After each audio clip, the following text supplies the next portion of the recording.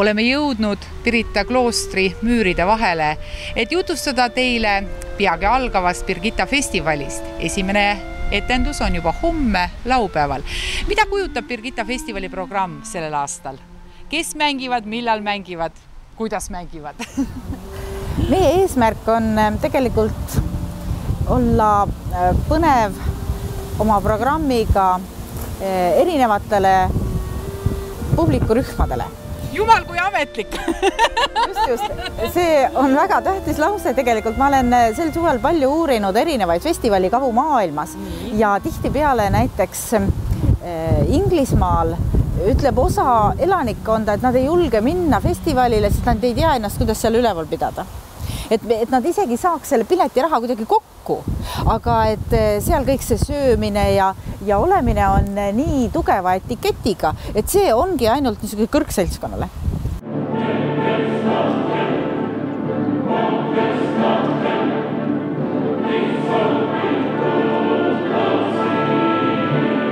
Praegu me oleme veel Estonia kontsertsaali kaitsvate müüride vahel. Kui palju see Pirita tegelikult ise nagu ette kirjutab või mida seal saab teha, mida seal ei saa teha? No tegelikult ma ütleksin, ka Birgitta festival on nende aastate jooksul ka kogunud kogemusi ja me oleme õnneks meie kallitele kolleegidele, ma mõtlen lavastuse, inimestega, tehniliste töötajate professionaalsele tasemele, oleme võimelised päris palju ära tegema. Aga kui seal tuleb tuul või vihm, siis te jääte juba jänni? Ei jää, me pole veel jänni jäänud kunagi. Õnneks on meil nüüd Pirita kloostri ehitatakse iga kord katus peale. Nagu vihm ikka krabiseb. See on ainult parem. Kui ma ütleksin, et kui ma käisin Inglismaal seesama Don Juani esietendusel, seal oli ka veel riietuskood, kõik naised pidid olema pikkades kleitides ja mehed frakkides või smokingutes, aga kui seal tuli vihm maha ja siis vahepeal oli 1,5 tundi lõunasööki või mis söök see nüüd oli ja nende kõige kuulsam kokk oli seda valmistanud, aga ütleme, see riietuskood oli frakid ja pikad kleidid, aga kui tuli vihma, siis oli nende daamide varvaste vahelt lirtsus vesi, nii et vahel see koodi tegemine ei ole kõige õigem.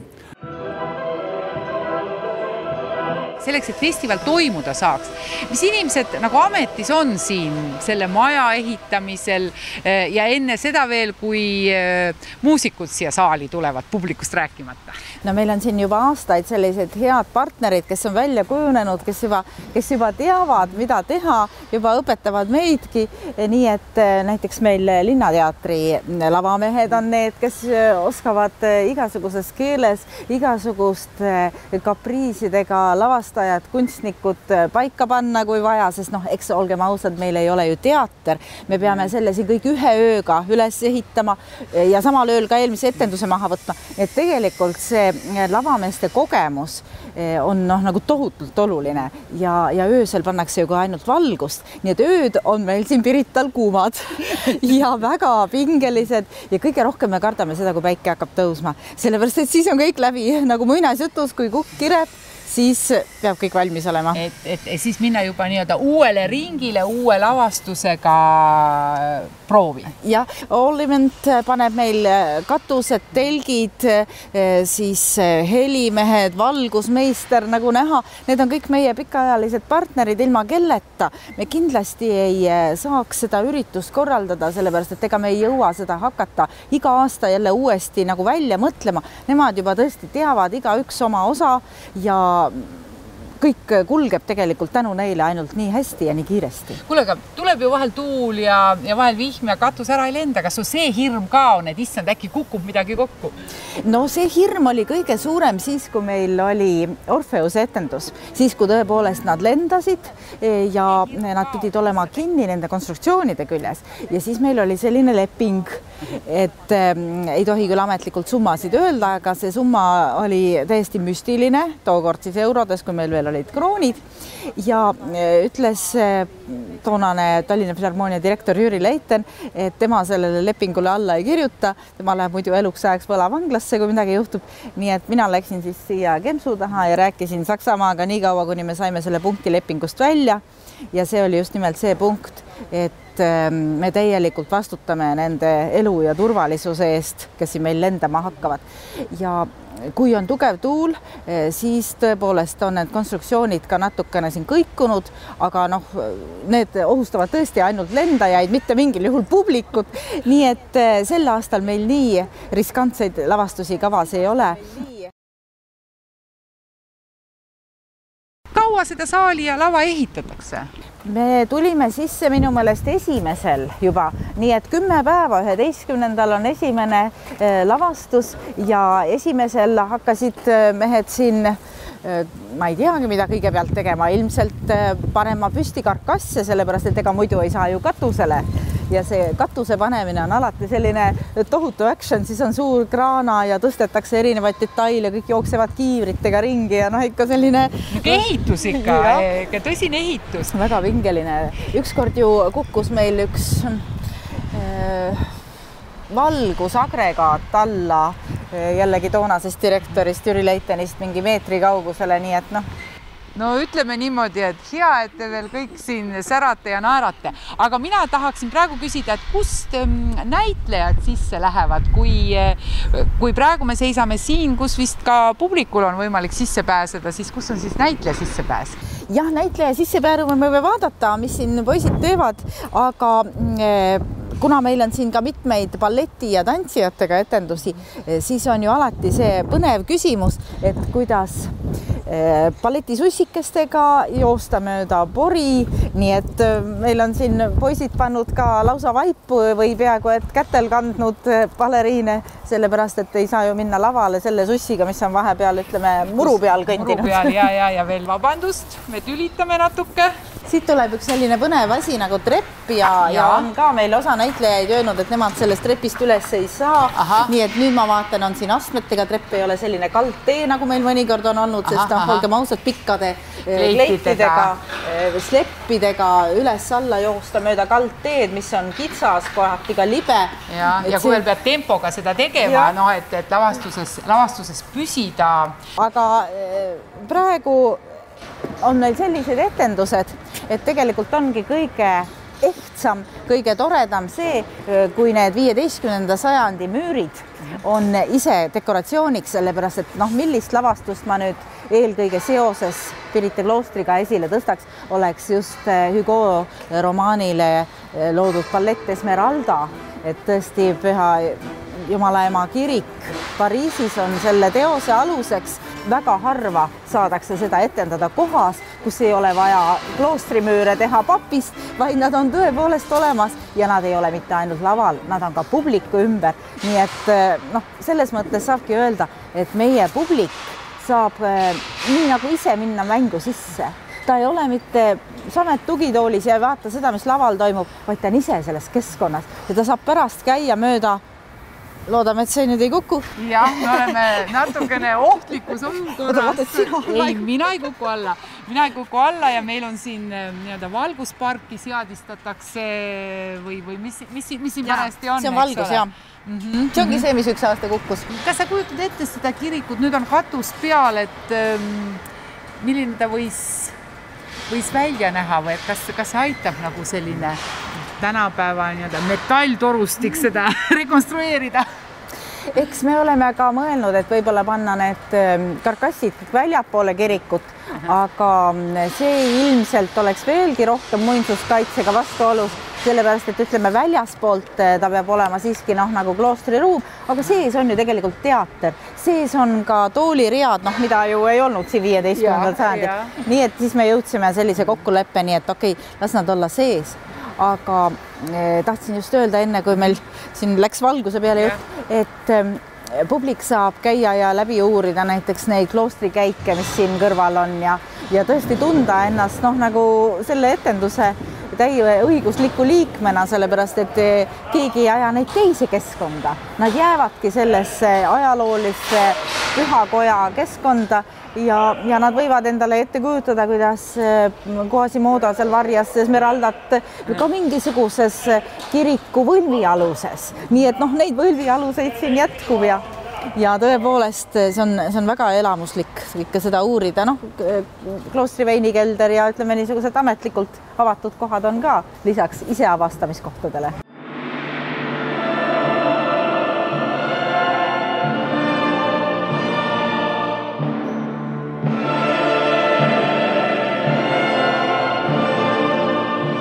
Proov on lõppenud, Carmina Burana on kas esimest korda praegu lahti löödud või juba mitmendat? No mitmendat aastat küll, jah. Aga see variant on nüüd esimest korda ja selles mõttes on see ka huvitav, et siin on ju, tuleb veel juurde balletirühm kaugest sugulasriigist, Marimaalt nimelt, ja see Mai Murdmaa lavastus ja siin on veel kaks haaratud üks teine Orfi lavaline kantaat Afroditi triumf, mida vähemalt lavastuslikus kujul ei ole kunagi Eestis näidatud. Ja mõlemad lood on Mai Murd lavastuses. Nii et need on niisugused selle aasta uudised. No ja, aga Carmina Burana on põhimõtteliselt nagu Birgitta festivali üks vapiloomadest. Jah, täpselt, aga siin nagu täna näiteks selgus, et seal oli üks lõik, mida ei ole käesolev seltskond kunagi laulnud. Ja seetõttu ma pean nüüd kiiresti selle ära klaarima selle probleemi. Mitu proovi ette on nähtud sellise suurteose jaoks? Mitte palju. Täna oli esimene, homme on veel ükskord niisugune orkestriproov ja siis me läheme juba Pirritale koos lavaga kokku tegema seda. Aga kui lisandub veel ballett, siis kas see on ka niimoodi, tuleb nagu palju midagi muuta või on juba... No igal juhul praegusel juhul mina vähemasti arvestame ja mitte mina ka Misha Kers selle liigutuste õige rütmiga, sest me ei tohi nendele vastu töötada. Nii et ikkagi dirigendi pilk on ka silm on ka laval, mis teeb tantsija. Muidugi. Lauljad, tantsijad, orkester, kõik on haaratud selles loos. Eelmistel kordadel on olnud Carmina Burana koor kuskilt kaugelt ja muusikud ka või? Ei, eelmisel korral on olnud selleks Novaja Oopera koor, isegi 2 korral. Siis on olnud ükskord koor olnud Soomest, kui ma olin Tampere orkestri peadirigent, see oli ka Tampere orkester siin. Ega neid on varieeritud väga mitmel kujul, aga seekord on siis niisugune variant. No mis tingib selle, kes tuleb Birgitta festivalile, et kuidas see kava kokku pannakse? No, siin on mitu parameetrit, mida tuleb arvestada. Raha. Jah, üks kõige kaalukamaid. Selleks, et tuua kuskilt kaugelt koori või orkestrid või terved teatrid, siis seekord on nagu lepitud sellega, et meil on koor, on Eestist.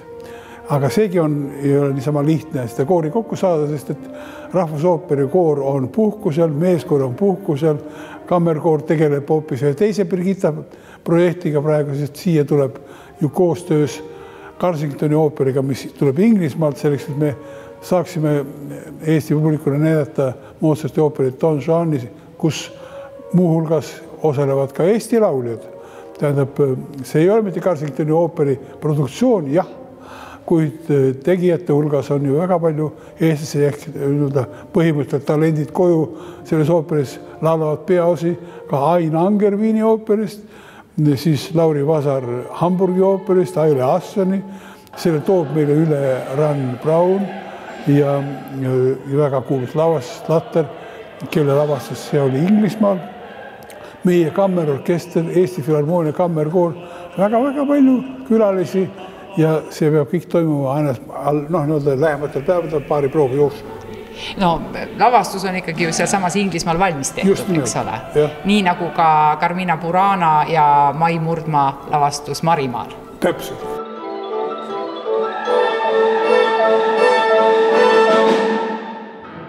Kui nüüd te repertuaari valite, eks seal oli juba juttu, et palju on nagu isikliku tutvuste kaudu või isikliku sellise nii-öelda loominguliste sidemete kaudu tulnud E-klassiga siia, aga kui palju te üldse arvestate ka sellega, et mis need müürid on või et mis siin toimib ja mis siin ei toimi, et kui palju see ette kirjutab? See on kindlasti väga oluline, sest me ikkagi nimetame ennast kloostrifestivaliks ja teisest küljest ka muusikateatrifestivaliks, et me püüame neid kahte ühendada ja meie ütleme sellises tähtsamas visiitkaardi lauses on ka just see nimetatud, et me ühendame tänapäeva muusikateatri viimase sõna sellise keskaegse kloostri hämara võluga.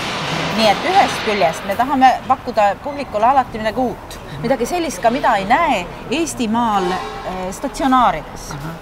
Ja seetõttu me otsime maailmast kätte selliseid põnevaid žanreid, mida muusikateater võimaldab, sest ega meil ei ole ju ainult ooperid ja balletid. Meil on siin veel mitmeid võimalusi ja teisest küljest meil on ka sellised spetsiifilised kloostrižanrid välja kujunenud. Kloostrižanr? Just. Et üks neist on meil ka selle lavaõhtul näiteks, et see on lavastatud oratoorium.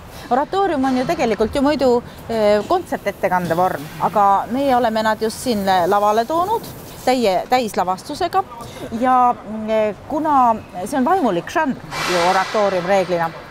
Sa räägid Carmina Buranast? Jah, ja Afrodite Triumfist. Et Vaimurta lavastuses on nad siis sel aastal mõlemad laval ja see on, ütleme, üks meie žanr. Teine žanr, mida on eriti raske leida, eriti riskantne ja eriti palju vaeva on sellega, on religioossete ajalooliste vaatemängude otsimine.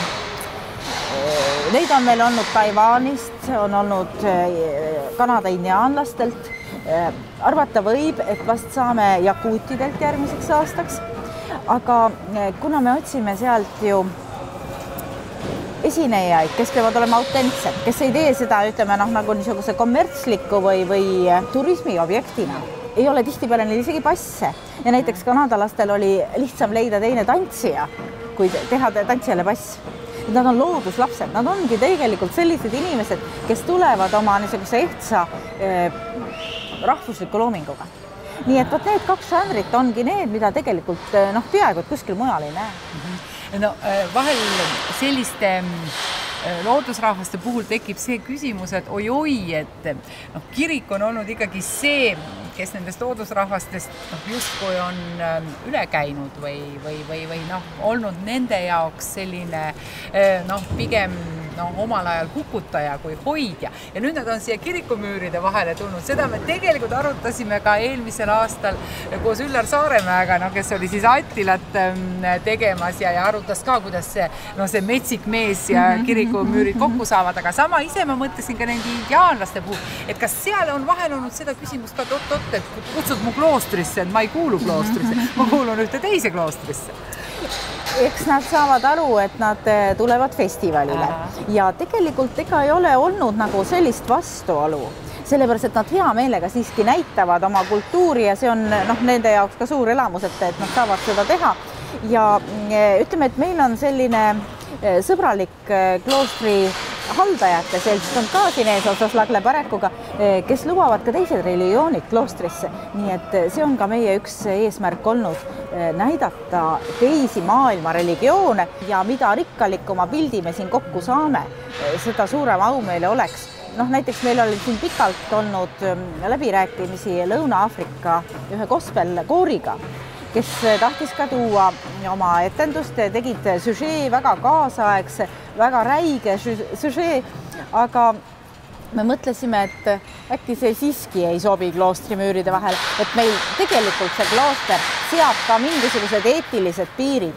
Me ei saa nagu elu kogu tema inetuses siiski veel siin näidata.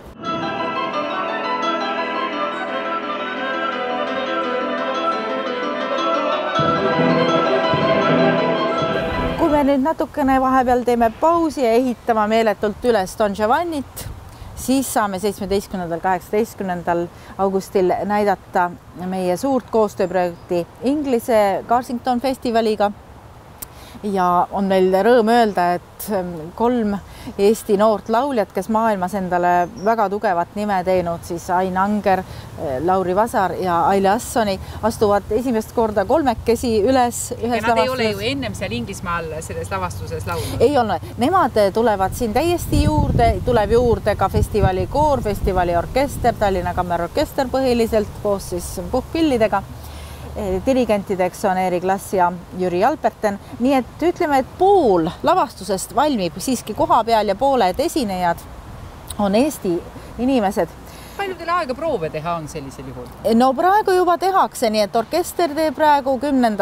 liituvadki kõik need olulisemad tegelased ja eks see peab kõik käima meeletu kiirusega 2 proovi päevas, nii et vahepeal inglased on väga punktuaalsed, nõudsid ühe puhkusepäeva, sellepärast et äkki läheb sellest meeletust pingest lauljatel muidu hääl ära, siis ei tule üldse midagi.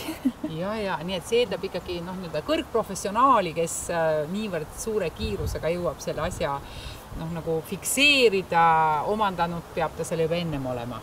Kindlasti jah, et eks Don Giovanni rollid on ju sellised, mis on tagataskus võtta kõigil väga kõrge tasemega näitlejatel, lauljatel, aga ütleme, see konkreetsesse rolli sisseminek. Rannatul Brown on meil siin lavastaja assistent, kes nüüd Eesti kontekstis ongi lavastaja ja Daniel Slateri rakurss sellele on tavatu, et tema ei keskendu mitte Don Giovanni, ütleme niisugusel psühhoanalüüsil, mis on väga moodne ja mis on väga põnev, vaid tema jaoks on pigem olulised tegelased, need, kes on muidu täiesti tagaplaanil, Donna Anna ja Don Ottavio, nii et siis üks kihlunud paar ja Don Giovanni lööb nende elu segamini, tekib armu kolmnurk nii-öelda ja vaat seda uurib siis nüüd meie lavastaja, et niisugune luuser tenori roll, mis on tavaliselt Don Ottaviol, kes laulab seal ühe aaria ja osaleb mõningates ansamblites, saab seekord meil just kulminatsiooni eel tegelikult selleks fataalseks tegelaseks, nii et igati põnev seda kõike jälgida. Kusjuures ei ole vastuollu mindud muusikaga, sest see on nagu niisugune proovikivi alati kaasaegsetel lavastustel, et kas lavastaja läheb muusikast väga kaugele ja hakkab lihtsalt oma fantaasiaid seal rakendama ja kokkuvõttes on seda, ma ei tea, kas koomiline või traagiline vaadata, sellepärast et ta ei sobi enam kokku muusikaga ja meil on siiski muusikateater, mitte teater pluss natuke muusikat ka. Mina juhatan ühe Don Juani etenduse, Jüri Alberten juhatab teise etenduse, Miša Kers juhatab selle Afrodite triumfi, mina juhatan Carmina. Nii et mida rohkem me saame näidata meie omasid tegijaid kõrvuti nende välismaalastega, nii et see on ainult kasuks asjale. Muidugi väga põnev on, ma loodan ka, et Pokrovski nimeline kammerooper, kes toob siia näitamaks Šostakovitši ooperit Nina, mis on üks arukordne võimalus näha, ütleksin 20. sajandi ühte väga kuulsat ooperit, Šostakovitši ooperit, kus muide väga suure menu on saavutanud, kes küll siin ei laula seda peaosa, seesama Lauri Vasar Viini ooperist.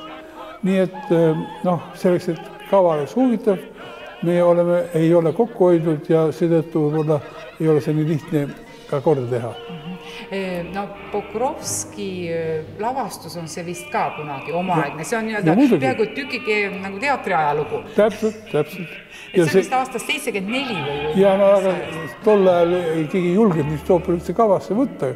Peale seal on siin kavas veel 2 Puccini ooperit tema lavastusest, nii et see on üks vägagi kaalukas samm meie poolt värskendada meie tutvust Pokrovski lavastustega, sest Pokrovski on vaieldamatult pärast Stanislavskit võib-olla kõige kuulsam lavastaja, mis Venemaal on olnud. Kas te tundsite teda? Ja, muidugi. Peale selle me koostöös temaga tõime kunagi Rahvusooperist või Estonia teatris välja Mussorgski ooperi Hovanšina, millega me menukalt esinesime ka Sabolinna festivalil, nii et meid ühendab palju asju.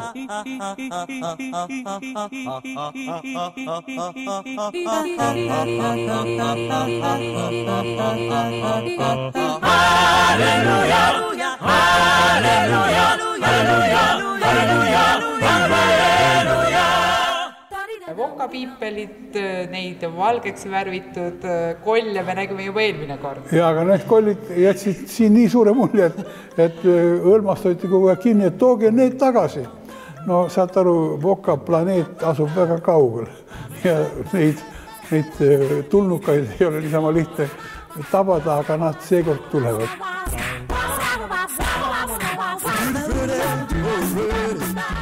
Jällegi maandub siis planeedilt Voka meile üks kosmoselaev, kellel kütus on otsa saanud ja kütuseks kõlbab ainult muusikaline energia.